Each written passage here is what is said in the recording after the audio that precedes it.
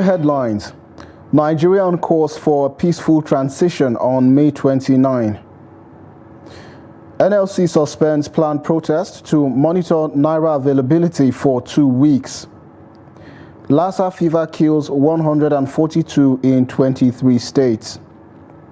And on the international scene, Chadian president pardons 259 jailed protesters.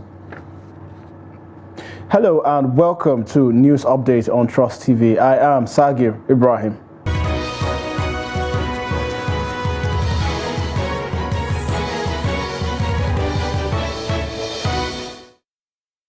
Hello and welcome once again. Now the news in detail.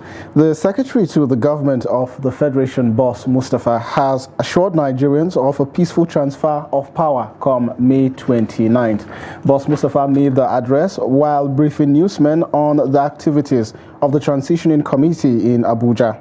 At the briefing, the SGF Boss Mustapha said 3 committees with 13 subcommittees have been set up to ensure a hitch-free inauguration of the president-elect on the 29th of May 2023. Mustapha said key players in the country, especially security agencies, are working round the clock to ensure that the transition is successfully executed. He also promised Nigerians an inauguration ceremony that will be the envy of governments around the world. Make the work more efficient. The Presidential Transition Council broke into 3 committees. The first of these is the Inauguration Committee, which is responsible for organizing the swearing-in and inaugural parade, working out the details of programs and other logistics necessary for the successful inauguration ceremonies. This committee is headed by my good self with 15 members and is working through 13 subcommittees to facilitate effective planning and execution of the inauguration activities. Provision of security for the President and Vice President-elect. Provision of covert and overt security before, during, and after the 2023 presidential inauguration, including venues of events, hotels, airports, entry points, roads, and general surveillance of the FCT. The committee is headed by the National Security Advisor to the President. Protocol officers have also been assigned to both the President and Vice President-elect from the Foreign Ministry and the National Intelligence Agency. The transition process is therefore on course, and all efforts are being made to ensure that it is smooth, and on May 29th, by the grace of God, there will be a peaceful, formal transfer of power from President Muhammadu Buhari to the new President, His Excellency Asiwaju Ahmed Bola Tinubu. Thank you for your kind attention. And also, the Nigerian Labour Congress, NLC, has suspended the proposed picketing of all Central Bank of Nigeria offices nationwide in order to monitor the cash situation in the country for the next 2 weeks.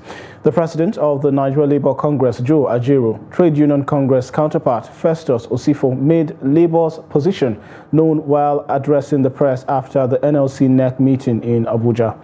Noel Sampson has more. With the reintroduction of old currency into circulation, many Nigerians expected that life will return to normal when it comes to cash availability. Another expectation was that the long queues in banks will come to an end, but the situation seems to not have changed.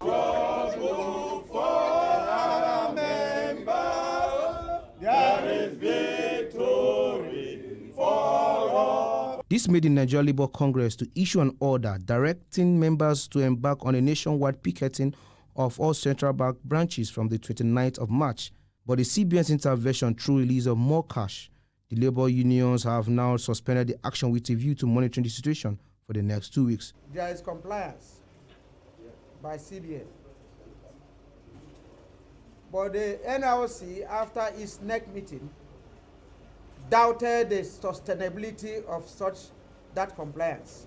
And we felt that we have to monitor this compliance for the next 2 weeks to see whether it is sustainable. They have rushed to move money to commercial banks, and some of those commercial banks are getting empty again. Queues are returning in some of them. So it will be very naive for the Congress to hurriedly call off the action. Whereas we are not shutting down tomorrow, we want to loosen up for another 2 weeks with committees set up at the national level and in all the states of the Federation to coordinate the level of compliance. The President Trade Union Congress, Festus Osifo, said unions will reverse to its earlier decision if the situation does not improve. As we've always said, most of the politicians, they have 2 passports, but an average Nigerian worker is condemned to remain in Nigeria. The confidence in the system has been eroded. Because that confidence has been eroded, CBN needs to do much more. They need to pump much more money into the Nigerian economy. If they had withdrew 2 trillion, 3 trillion, they need to even put much more than that for that confidence to restore. If that confidence has restored back and we have returned back to normalcy, then they can now go back to start monitoring and using all their fiscal tools or their monetary tools as it deemed fit. NLC and TUC assured Nigerians of always having the well-being of all workers at heart and pledged to protect such interests through every action they take. Noel Samson, Trust TV News, Abuja. Still on the cash crunch, a swift response of the federal government and prevailing of the Central Bank of Nigeria was what averted the proposed nationwide strike and picketing of branches of the Apex Bank by the Nigerian Labour Congress, NLC. Minister of Labour and Employment Chris Ngige revealed this on Tuesday when he briefed newsmen at State House, Abuja, on the state of things in the labour and employment sector. Kehinde Amodu reports. The NLC has suspended action for 2 weeks and is observing to see if banks will comply with CBN directives and improve the cash crunch situation.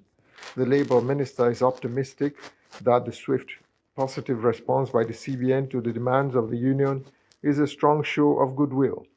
This, he believes, has bought the Apex Bank enough time to fix the dysfunction in the sector. The Nigerian Labour Congress wrote us to say that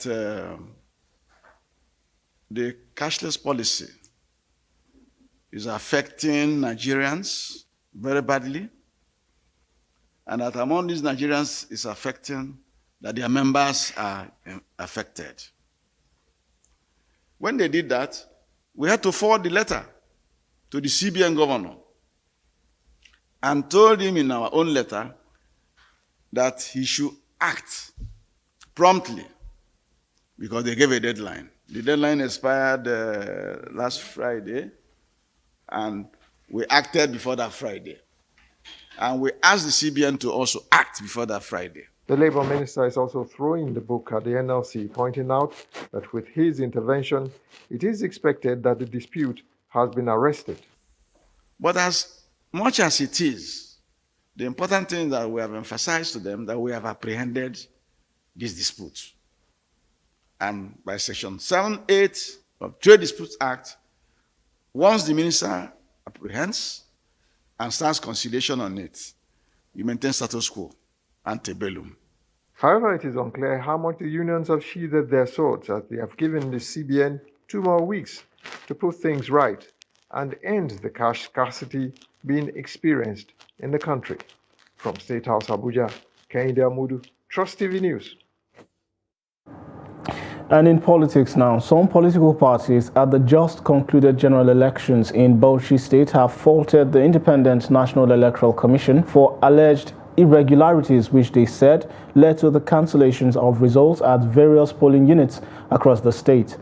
The party stated this at a separate interviews with Trust TV as they prepared to seek redress at the elections tribunals. Trust TV's Adamu Imam reports.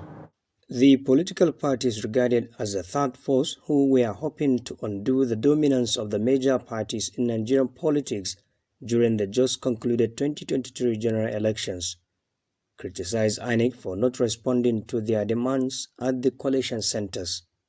The Zenith Labour Party and Young Progressive Party says the election was not free nor fair, especially during governorship and state assembly elections. It's improper because we realize that, yes, there is this issue of parties that will not appear in the governorship ballot paper, but still they are counted at the result sheet. I don't know how managed this thing have been. We raised an observation, we raised an issue, we deliberated, but yet they say we should review later and the winner declare. Yeah, it's an allegation, and there are things that I have witnessed by myself. My director campaign is casting his vote in what do they call it? Salemanga.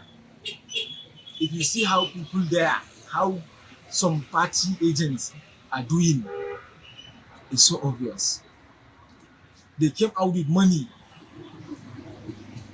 openly buying vote from the voters, and the policemen are there. They are not saying anything. For the Labour Party, members said there were no irregularities while monitoring the election process in their areas. The history of Bauchi, let me just say, I've never seen an election that was so arranged and organized in Bauchi State. I'm speaking for Bauchi State because I went around. The election was peaceful. I have gone around. I have not witnessed anywhere there is vote buying. And after the collation, I was there in the INEC office. I didn't see and I did not witness any overvoting in any of the polling unit or in the local government. Meanwhile, political analyst in the state says despite noticeable lapses, INEC organized an commendable election, especially as some incumbents lost their state to opposition parties. And so on and so forth. So many governors lost their ambition to contest for senatorial seats. So many governors, sitting governors were overthrown. This is to show you that whether we like it or not, we are making headway. I cannot say that is a perfect election ever, but to some extent, we are making headway. The Bauchi Police Command and INEC in the state were not forthcoming on allegations of improper conduct by their personnel during the just concluded elections. Adam Imam, Trust TV News, Bauchi. And as the race to occupy the coveted position of Senate President in the 10th National Assembly intensifies, Chief Whip of the Senate and Senator representing Abia North in the National Assembly, Orji Uzor Kalu, says the Southeast deserves the Senate presidency. The former governor of Abia State told newsmen at the State House, Abuja, on Tuesday that if the president of the Senate in the 10th Assembly is zoned to the Southeast, he is the best candidate that can bring about needed unity and peace across the country. He spoke after a private meeting with President Muhammadu Buhari. Take a look. Senator Orji Uzor Kalu is one of the few ranking senators left in the ruling party from the southeast after the Labour Party's tsunami during the February 25th elections. But he is not discouraged that the southeast region contributed the smallest amount of votes to the victory of the APC in the presidential and National Assembly polls. Neither does he subscribe to the argument that the poor showing of the APC in the region during the elections should determine what positions should go to it. Peace and peaceful of this country is more important than number of votes we have brought. I want people to realize that we need to concentrate our energy in manufacturing things out of Aba and Newi and all the rest of them. Senator Kalu's conversation with the president focused on key issues and realities in the red chambers, particularly on the determination of the 9th Senate to enshrine a lasting legacy of people-oriented legislations.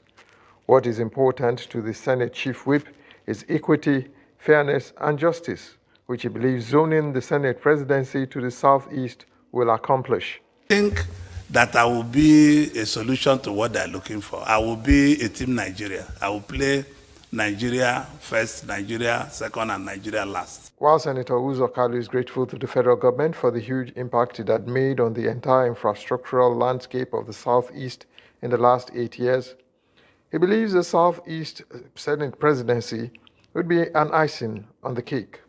And his bargaining chip is peace and unity. From State House Abuja, Kehinde Amodu, Trust TV News. To other news now, a 7-story building at Balogun Market area of Lagos State was on Tuesday gutted by fire. The early morning fire was said to be caused by petrochemical materials stored inside the building. Take a look. The fire at the popular Balogun market of Lagos State began around 9 o'clock in the morning and destroyed goods worth millions of naira. When newsmen arrived at the scene, the fire had already been put out by the Lagos State Fire Rescue Service, while security personnel and a medical response team from the Nigeria Red Cross were on ground to ensure no life was lost. Addressing newsmen, the Director General, Lagos State Emergency Management Agency, Oluwafemi Damilola, said the team from the service was able to control the fire from spreading to other buildings. The building, believed to be the cause of the fire, was demolished in the course of the rescue operation, as it was said to house petrochemical materials. The building contains over 350 shops, with owners kicking against the demolition. Cars, their diesels, their generators. Secondly, you can see that 80%, not only 80%, you say 95% of the structures are built with inflammable materials. You can see them using polyester materials to do their roofing. You can see them storing petrochemical inside their shops. You can see them storing inflammable materials inside their stores. So it is clear that we have a lot of predisposing factors that could lead to the fire. There is fire incident that started by 9 o'clock. Our people tried to call them. I came in because I came a little bit late. I have another business I'm doing. I came a little bit late.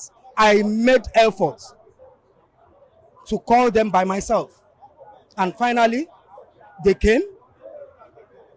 This is a building of a 7-story building. The fire started from the last floor, which is the up. And you came with tankers that cannot even go to second floor. We were saying, where is the truck that had the ladder? Finally, they got it. And when they got it, all of us is seeing what they are doing. Actually, they are trying their best.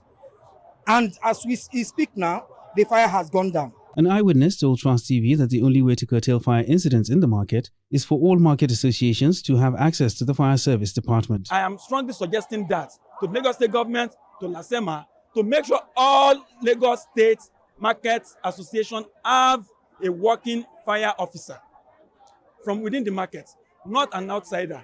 Someone that will be undergoing training and will be in constant communication with safety and safety arm of Lagos State government, LASEMA, Federal Fire Service, and any other safety arm. Crowded nature of the environment, the fire service personnel were unable to get to the scene on time. Meanwhile, authorities have urged traders to stop storing flammable materials in their shops and also report fire incidences to the appropriate quarters. And in health, the Nigeria Center for Disease Control and Prevention, NCDC, says in less than 3 months, the country has registered 784 confirmed cases of Lassa fever, with 142 deaths recorded across 23 states. The NCDC, via its official website, said on Tuesday that the infections were recorded from 1st January till date. It said in the epidemiological week 11, the number of new cases decreased from 70 in week 10 of 2023 to 38 cases. The agency said that the cases were reported from Edo, Ondo, Ebonyi, Bauchi, Taraba, Benue, Rivers, Plateau, and Nasarawa states. NCDC said that cumulatively from epidemiological week 1 to week 11, 2023, 142 deaths had been reported, with a case fatality rate of 18.1%, which was lower than the 18.7% CFR for the same period in 2022. You're watching News Update on Trust TV. Still to come, we take a look at why prices of essential commodities remain stable. Do stay with us.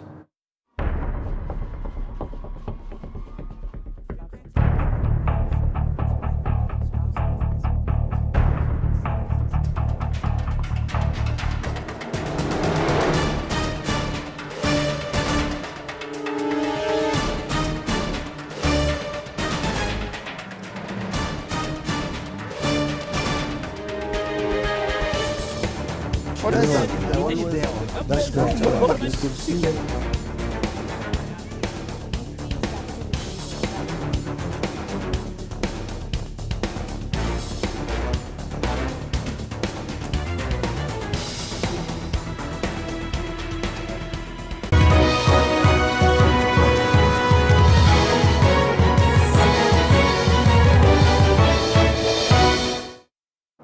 Welcome back. If you're just joining, you're watching News Update on Trust TV. Now recap of our top stories. Nigeria on course for peaceful transition on May 29th. And NLC suspends planned protest to monitor Naira availability for 2 weeks. Moving on to other stories, the Islamic Development Bank will collaborate with the federal government in the execution of special agricultural programs to take many Nigerians out of poverty. Team leader of the Islamic Development Bank, Javed Khan, said this during a visit in Ilorin on the supervision mission of the implementation of the Special Agro-Industrial Processing Zone project in Kwara State. Take a look. The Islamic Development Bank is currently collaborating with 3 states in Nigeria on how to enhance agriculture across the country. In Kwara State, production of dairy products will be pursued as the bank says the country has all it takes to solve poverty challenges confronting the people through agriculture. Javed Khan noted that the project will train farmers on the rudimentary aspects, starting from production, processing to the stage where the produce will be taken to the market. This is a big program in Nigeria, covering many states, out of which Islamic Development Bank is covering Kwara, Kano and FCTA. So there is when people look at the importance of this program, every state is now interested. And on behalf of the Islamic Development Bank, I give you this surety that IDB is your bank. This is the Bank of Nigeria. This is the bank of 57 member countries. We are ready to help the people of Nigeria in agriculture sector, and health sector, and every sector where the government seek our assistance. When the government requests us to step in any particular sector. He urged state governments where the projects will be sited to give it the required support to enable it succeed. Kwara State Governor Abdulrahman Abdulrazak, represented by the State Commissioner for Agriculture and Rural Development, Abdul Latif Alakawa, said the state government has embarked on different agricultural programs to improve food production. We are currently improving food production capacity and efficiency, increasing value addition to agriculture, and promoting investment in agribusiness. We are committed to lifting Kwarans from the shackles of poverty through various opportunities available in agriculture by providing the needed infrastructure that will scale up agricultural commercialization and catalyze agro-processing activities and rural development in the state.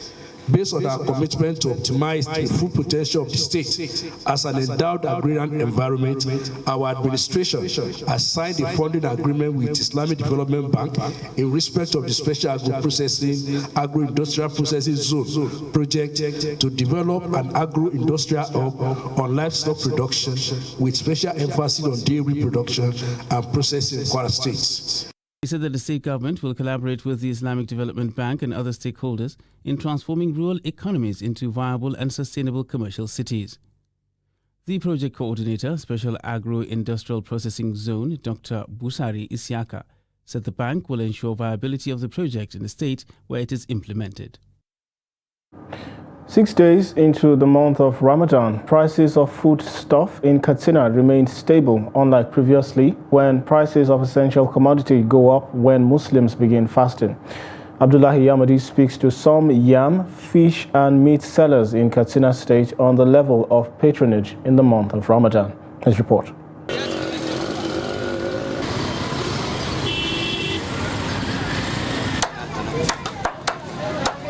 In the past, prices of essential commodities during Ramadan fast record sharp increase, but the situation is not the same this year as prices remain relatively down. Prices of yam, sweet and Irish potatoes, however, differ depending on the size and quality. The price before this time is 2,400 or 2,200, but now it's 1,800 per crate. Before, we sell 10 crate, 20 up to 30 crate per day, but now only 10, 5 per day. The price of the fish, there is the one for saying jack mackerel, which some us of Katsina saying sardine, selling it as 8,000 before Ramadan. but the time of Ramadan selling it as a 27,000. The kilo of it is 1,400 now. Before Ramadan is 1,450. Then there is some ones which are saying Titus, and Katsina saying Sukumbia. They are selling it in 34,000 before Ramadan, but now selling it at 3,000. There is deduct 300 in each kilo of this type of Titus. This Katsina resident said he has to shelve all that is not necessary for him to go for what is necessary, like maize, millet, guinea corn, just to put body and soul together, even as prices remain stable. According to him, what explains the stability is the question of demand and supply, noting that the stability of the prices of essential commodities is recorded because people have little or nothing to buy goods. I really appreciate with the price is cheaper than before. Before Ramadan, the price is very high. The situation we are on Ramadan period, so they reduce the price. I really appreciate. Most of these traders and other sellers say they are experiencing low patronage because majority of their customers are salary earners who have not been paid this month's salary in Katsina. Residents try to look for the easiest alternative at this trying moment of harsh economic realities. Abdullahi Ismayamadi, Trust Television News, Katsina. And on the international scene, Chadian President Mahamat Idris Deby Itno has pardoned 259 people out of the 262 jailed in December during deadly confrontations between police and protesters in the capital in N'Djamena. They had been convicted for offenses including unauthorized assembly, destruction of property, arson, violence and assault during the clashes in which 73 people died. It comes days after 380 rebels sentenced to life for the death of former ruler Idris Deby Itno, the current president's father, were also pardoned in an apparent peace gesture.